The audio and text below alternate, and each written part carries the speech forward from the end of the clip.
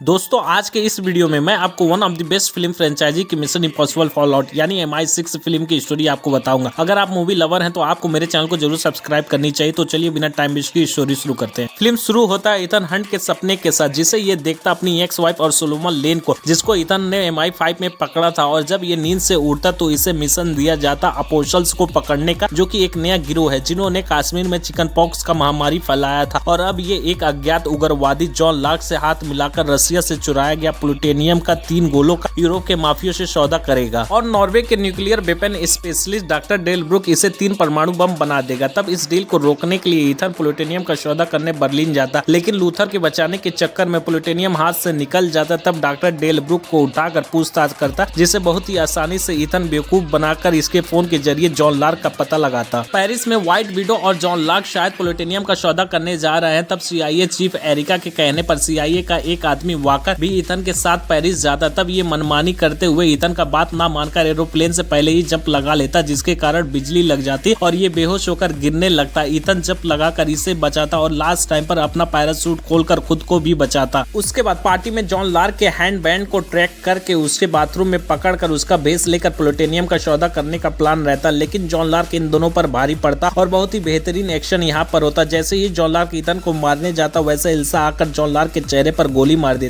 दोस्तों अगर आप एल्सा या फिर MI के 4, 5, 7 की स्टोरी आप नहीं जान रहे हैं तो लिंक मैं डिस्क्रिप्शन में डाल दे रहा हूँ, उसे आप जरूर जाकर देखें। तो चलिए अब कहानी पर वापस आते हैं। एल्सा यहाँ जॉन लार्क के जरिए सोलोमन लेन को पकड़कर मारना चाहती है, जिसको इथन के साथ मिलकर MI5 में पकड़ी थी। लेकिन इथन को बचाने के चक्कर में जॉन लार्क को मार दिया और अब इथन जॉन लार्क बनकर बिना भेस बदले व्हाइट विडो से मिलने जाता प्लूटोनियम के सौदे के लिए। जॉन लार्क को कई देशों की एजेंसीज मारना चाहती है, इसलिए इथन को लार्क समझकर सब हमला करते हैं। इथन व्हाइट विडो को झांसा देता कि ये सब मुझे नहीं, तुम्हें मारने आए और मैं तुम्हें बचा रहा हूँ। उसके बाद व्हाइट विडो कहती, मैं सिर्फ एक ब्रोकर हूँ, प्लूटोनियम अपोस्टल्स के पास है और सौदा ये है कि तुम मुझे सोलोमन लेन को छुड़ा कर दो, मैं तुम्हें प्लूटोनियम दूंगी। और एडवांस के तौर पे 1 गोला देती। वाकर CIA के चीफ एरिका से मिलकर बोलता और झूठा सबूत देता कि इथन गद्दार है और वही सच में जॉन लार्क है। उसके बाद वाकर और इथन सोलोमन लेन को पुलिस के चंगुल से छुड़ाते। यहाँ पर एक बेहतरीन बाइक सीन होता। इथन के हर एक टर्न पे आपका दिल धक धक करेगा, आपको ये सीन देखकर मजा आ जाएगा। एक लेडी पुलिस को बचाने के चक्कर में व्हाइट विडो के 4 आदमियों को इथन मार देता और फिर बाइक से एल्सा आती और लेन को मारने की कोशिश करती और इथन लेन को बचाता। उसके बाद सोलोमन लेन से बात करते वक्त लूथर अपना ट्रेकर लेन के गर्दन में डाल देता और फिर व्हाइट विडो प्लूटोनियम देने से पहले एक और डिमांड करती कि मुझे वह औरत चाहिए जिसने मेरे आदमियों को मारा। यानी इसको लगता है एल्सा ने इसके आदमियों को मारा था, इथन ने नहीं। फिर इथन और एल्सा मिलते।